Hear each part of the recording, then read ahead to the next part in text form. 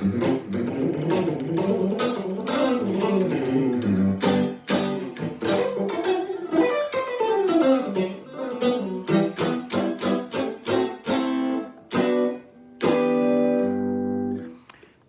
what's up? It's a terrible introduction, but I'm still, if you saw before, like dealing with a hole in my finger from playing Sunday, which is the point of this short little video, because I've had a couple of people asking me, so how did Sunday go as my first socially distanced gig? And I'm cautiously optimistic. I feel like it went well. Of course, John and I had a great time playing together. So good to see him, so good to see friends at the gig. Like, that was just really wonderful and just good for my spirit, because I haven't been around people really since February 28th. So that was really good for me. Even though I kind of had a mild panic attack, I'll be honest about that.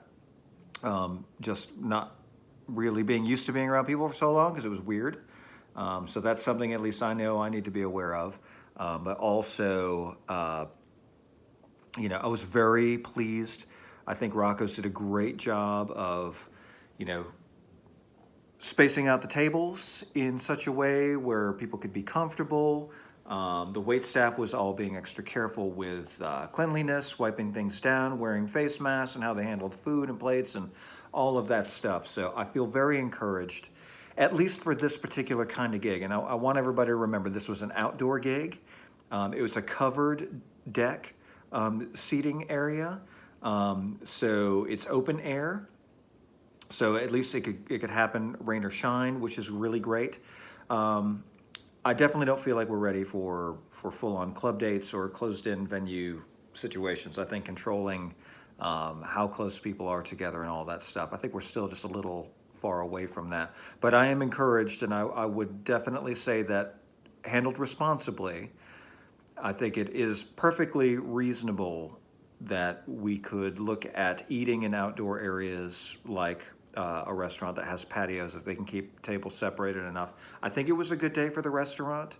The thing that I was most concerned about was if enough people weren't comfortable coming out and they were limiting seating because they don't want to keep people getting too close to one another, that would it be economically feasible for them to be open for dine-in service? And I'm sure they're doing a lot of takeout business as well during this time. I didn't even get a chance to ask them about that, but I was very encouraged to see how that was handled. I definitely don't feel like I would be able to do an indoor gig anytime too soon without understanding how the parameters work and how safety and cleanliness and all of that stuff is being handled. Just for peace of mind. This is still a dangerous situation that we all have to deal with, and we take risks when we go to the grocery stores or any other place that we go to get supplies. But at this point, we know we can do that, and we know that there are situations where we want to mitigate how we handle and deal with those risks. So would I say that I would go right now and start playing 7 nights a week? As much as I need the money, I think we're still far away from that. There's just not enough patio gigs to go around for that kind of thing to happen. But I am encouraged by this. It was great to go out and make some money. Thank you to Rocco's for having us to do this. I think we're going to try to do it again, and I will let you guys know when we try to do that. We will continue to be strict with guidelines and safety and all of that stuff. It was wonderful not only to see so many people come out to share a meal and support a restaurant like Rocco's, but people were very gracious and very giving with the tips that they gave to John and I while we were playing. That's wonderful to see. I think everybody knows how hard this has been for artists, and that was very encouraging. So yeah, that's my feelings about it. I think it went well because everybody was very respectful, and I think with people being smart and being responsible and being safe and cautious, I don't think there's any going back to normal life. I think there's just a new normal with cautiousness but I mean, the world has always been a dangerous place. We're spoiled in modern society that we've been really so carefree for so long. That's just how I feel about that. Any of my touring brethren out there know that every time you go to a country you haven't been to, you're exposed to their strain of the flu and their strain of colds and stuff that we don't have here in the United States, or whatever part of the country that you live in, or whatever country you live in. So I've always been living and operating under that personal responsibility of making sure that I have stuff to wash my hands, have hand sanitizer, certainly with meet and greets over the years, especially when we were doing stuff with Fozzy, because Chris is so famous. A lot of fans, a lot of people, a lot of shaking hands. It's been a wonderful experience, but we would have to be cautious with that too, because we wouldn't want to get people sick if we'd been exposed to anything, and also wouldn't want to be getting sick while we're on tour, because we have a job to do, and there's nothing worse than being on tour and being ill. And that has happened too. It's just the nature of the beast. So I kind of already been living in a way where I've had to be a little more responsible with my health and the health of people I come into contact with. So I feel confident that as we continue to go through this and get smarter about things and know more about the virus and how it's spreading and how it's affecting people, and how effective we are in combating it when people do get sick, so that we can keep the survival rate high on all of this stuff. Because if we're to believe the information on the transmutability of COVID-19, there's a high probability that if you come in contact with it, you can get it. Whether you're asymptomatic or not, that's another matter, and I'll leave that discussion for the scientists and the doctors that are out there. I think it's enough to say that this is to be taken seriously. It's dangerous, but also that with hygiene and responsibility and being careful, there are still things that we can do. I think that's reasonable. We have to go to the grocery store, and for those of us, this is how we make our living. There are ways that we can provide the service of entertainment, as long as the places that we can do this can make the money that they need in the hours that they would have live music to justify the expense. I think that's the thing that over time we would really need to rail against. Now, that being said, I've not done a live stream in a while, and this isn't a live stream, I'm just going to post this video, but just talking about it for a minute. I am aware that I have not done any live streaming over this time, and I've got some thoughts on that. I was actually going to do a live stream so I could talk to people about this, and I may still do that. I may just put up a couple of questionnaires about it. It is one of those things where I know everybody's doing it because they need money, and I need money too.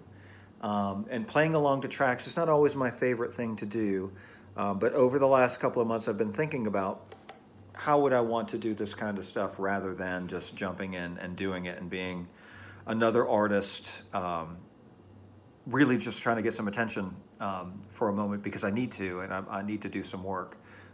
So I'm aware of that, and I do need to do some work because I do need to get some semblance of income coming in while there's not the better or regular work out there. So I have questions with everybody that if you're doing live streams, please DM me directly and let me know how it's going for you. We can have a conversation about that. I'd love to learn some things from people who are doing it, and what they feel like they're doing right and what they feel like were some pitfalls along the way.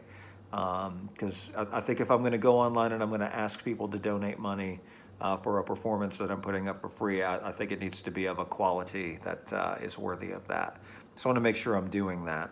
And also with that, is it better to just do one big one and promote the heck out of it, or is it better to do a series of them so that I can do them maybe once a week, like a regular kind of thing? And what you guys would be into? Like, there's just a lot.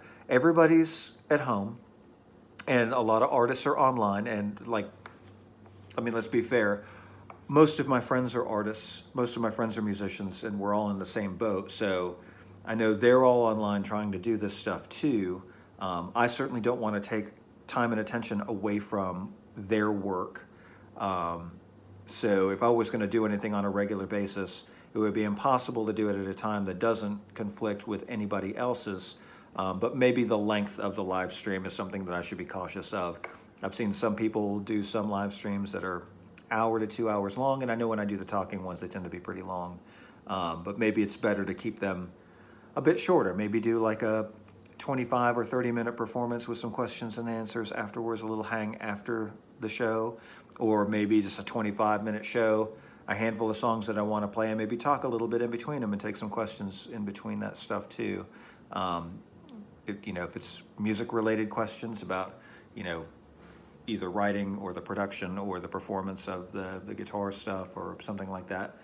I'd rather provide a service for this stuff that's going to be good for everybody that's interested in this kind of thing. So anyway, I'll put up some stuff about that. If you've got some opinions, please feel free to DM me and let me know what you think about that. I would love some feedback before I jump in. And another reason I am putting it out there today is tomorrow is my birthday. And like everybody else has had a birthday during this crazy time, I'm not going to get to see anybody. There's no celebration. There's not a whole lot to celebrate when you get old and crusty and gray-bearded like this. I guess I could shave and have a party like that, but it's probably not going to happen tomorrow. But I can't think of a better way to spend my birthday other than playing the guitar. So I don't know if I would do a live stream of performing tomorrow, but I might do some playing tomorrow. And also, the idea of marketing online, tomorrow being my birthday, everybody, I say everybody, it seems like every year and every day I do use the Facebook birthday notification, try to wish everybody a happy birthday. I know there's no way that Facebook is telling me everybody's birthday on every given day. They're only showing me a percentage. And I also know on my birthday, I'm only getting a percentage of happy birthday wishes because I think most people are doing the happy birthday thing on Facebook.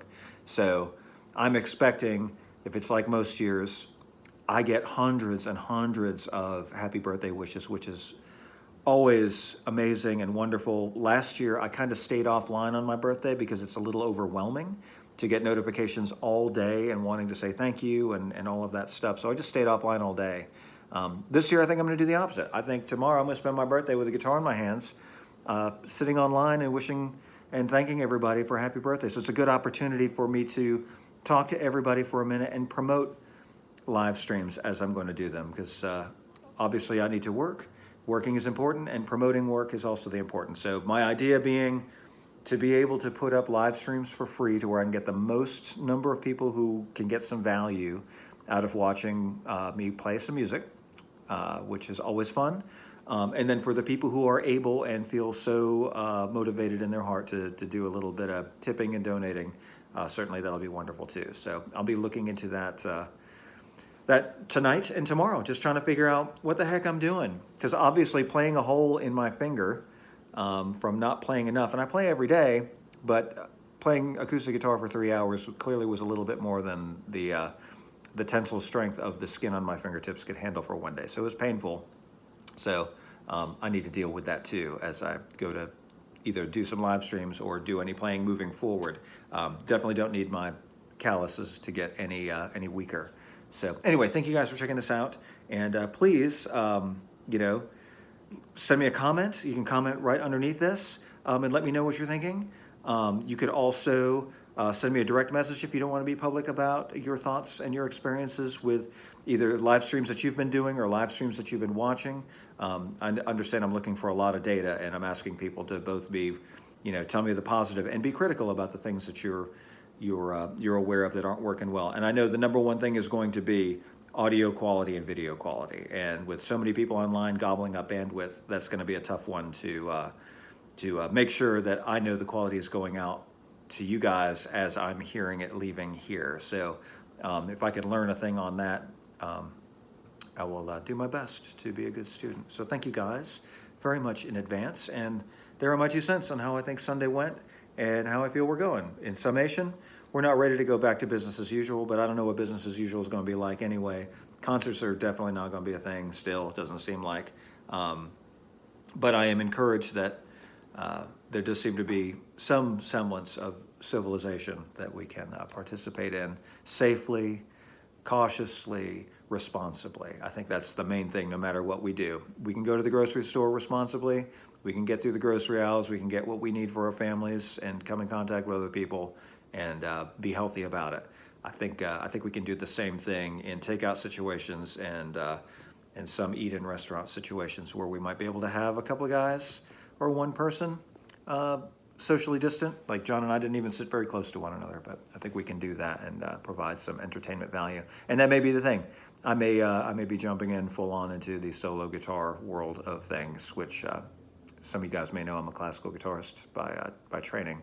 So I haven't done a solo gig in a very long time, and I might even start singing because I seem to have some time on my hands to actually learn some songs and start singing publicly a lot more. So yeah, look forward to that little chestnut. And I think I have decided that all of this is TikTok, whatever it is. It's a video, it's a TikTok. So you've been TikToked. I think I'm TikToking right. Thank you again. Please let me know what your thoughts are, and we'll talk very soon.